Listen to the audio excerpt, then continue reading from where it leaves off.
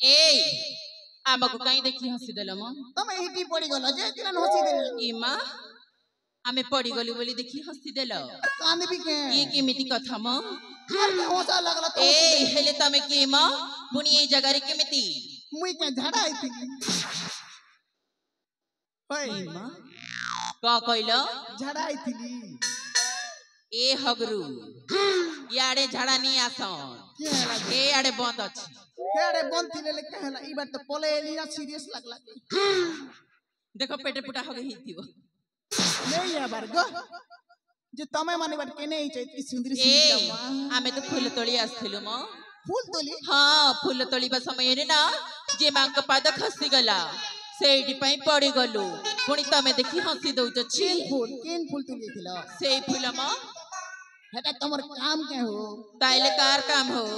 हमर पिला मन कर काम है मां केते